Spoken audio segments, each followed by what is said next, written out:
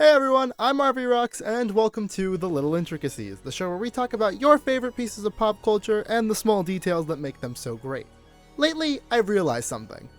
This website sucks! I have been on it for 4 years, and I have not made it big and famous yet.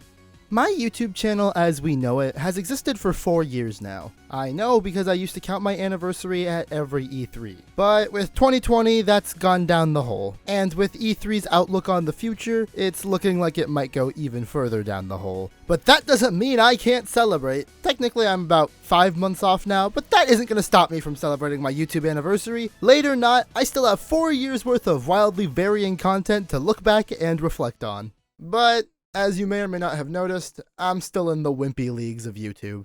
YouTube is a hard platform. Sometimes you hastily prepare a video to get predictions out before an event happens, and it blows up, and the mystical algorithm soars it away. And other times, you pour blood, sweat, and tears into videos just for them to do lukewarmly. As anyone who's ever made content on this website can tell you, it's hard to be successful. It's not for everyone, it's stressful, and you never truly know what's gonna work until a month later in which you can reflect and say, okay, well obviously this one didn't get picked up as hard as the others. However, sometimes even that isn't true. I made a video a few months back about Joshu Higashikata being a Chad, and that somehow manages to top my channel views every day. And that one was made in about an hour, most of that time being footage of Eyes of Heaven I had to play to record some footage. Meanwhile, I make videos about things I'm truly passionate about, slave away for hours on them, and while the views they get don't really matter to me, it's still a very stark difference between that and some of the other videos I've made. And you might be thinking to yourself, wow, this guy, he works for hours on videos on the internet. He must either really hate himself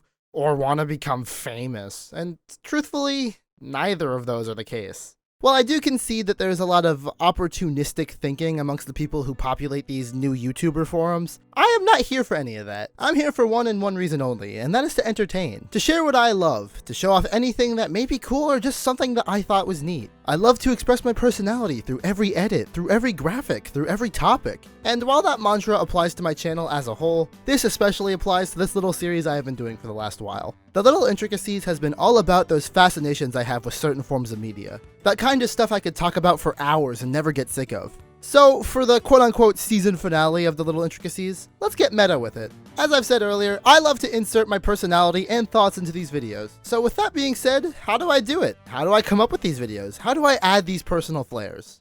This is The Little Intricacies of RV's ridiculous videos.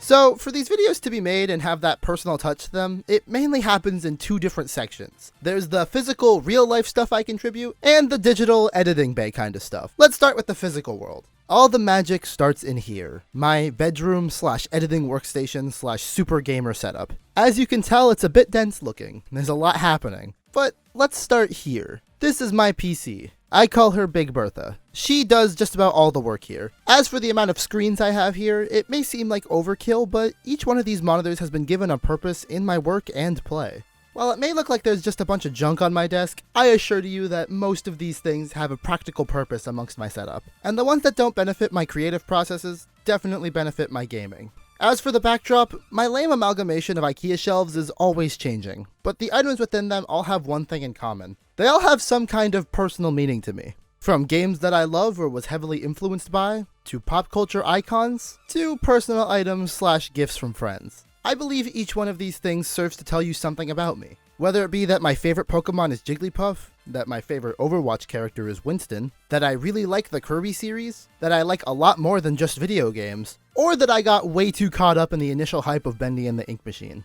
You see me sit here, and let's say you're an average viewer hearing me blab on and on in the beginning of these videos, which I don't typically go too long, but if I do, while my handsome face may attract the eyes at first, when the gaze begins to linger, people begin to learn more about me. Especially since in my 4 years of YouTube, there are still some things back here that I have never made a video on. Obviously, when I truly love something, I try to make a video on it, but sometimes the dominoes just don't fall that way. For my clothes, I typically try to do something that will match the video, either tangentially or very obviously, and a very similar situation with the lights. While it's not inherently obvious in each video, most of them have lighting effects that correlate with the topic. For instance, in the DuckTales video, I had the lights cycle between green, red, blue, and pink, the colors of the 4 main characters. These serve as my own little intricacies to give to the audience. You may not sit there and immediately realize that me wearing a shirt with birds and another shirt with an NES controller was me making reference to how I like the DuckTales NES game, but if you do, brownie points.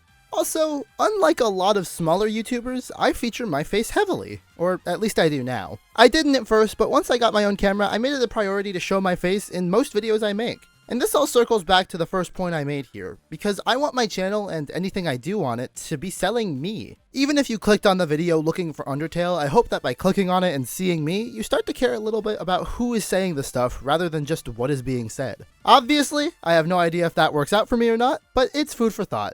But, speaking of me, let's transition to how I do stuff in the digital world. So you may have noticed in my little introduction lower third and around other places on the channel, I use this pixel art version of myself. It's accurate, I know. This pixel art branding came with my face making a more avid appearance in the videos, and thus wanting a more accurate appearance in my digital self too. I actually used to use a play on the Super Mario pixel art, but looking back, I'll be honest, it looks pretty bad. These were all based on outfits that I have in real life, and this stands true with the current one too. The current pixel art was actually made for this video talking about Pokemon, and in that one, the outfit was much simpler. The main difference between the one I used in that video and my current one is that this one reflects how I normally dress, and one reflects how I like to be dressed. However, against my best wishes, I live in the South and it's hot as hell, so full Letterman and jeans is a sometimes thing for me. I've actually made quite a few alternate versions of this pixel art. Why? Well, frankly, they were just me ignoring my teacher's lecture during class one day. Sorry, Anna. But if you ever want to know what my alternate costumes would be in a fighting game, I've got them right here. But there's a lot more constants on my channel than just that pixel art. One thing I've gotten a lot of questions about is the color scheme. Why is everything some mix of red, blue, purple, and pink? Well, for one, these particular shades of these colors were chosen by my buddy Ethan, who just kinda made all this graphic design stuff on my channel for fun one day. But that doesn't answer why these colors.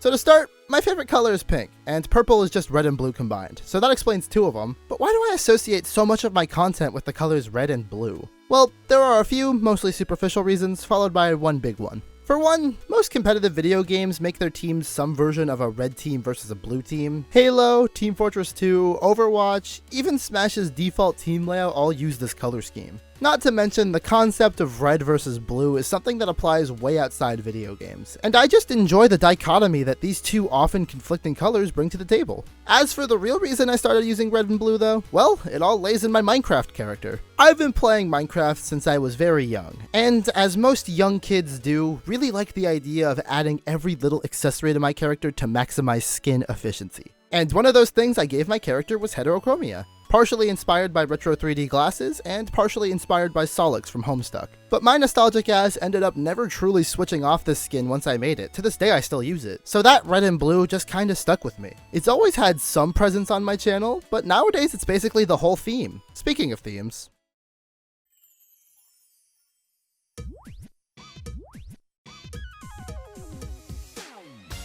Dreams of Our Generation is the final song of Rhythm Heaven Fever, and it is housed in a minigame called Night Walk. Listening to the actual lyrics of the song, you realize that it's about finding the strength to keep going after being knocked down repeatedly. It's simple and a bit cheesy sounding, but it's my favorite track from that game, and it's reflective of something I feel inside quite often. 2020 has been a hell of a year for all of us, and I know for sure some people have had it way harder than I. But even if that's true, that doesn't mean my year has been all peachy either. I didn't always use Dreams of Our Generation as the ending, but as 2020 progressed, I almost felt like I had to. I had to do it for myself, so I could hear it again and remind myself every time I finished that somehow I came this far. And well, that just about sums it up. While each of these videos has a lot of different stuff going on in them, the most important thing throughout all of them is self-expression. All of these things are extensions of myself put into the video. I never cared if these things reached top pages. I mean, it was always fun when they did, but it was for me to share my love of things with the world. And even though this series will be taking a little bit of a break once this video is over, that sharing of love will never stop.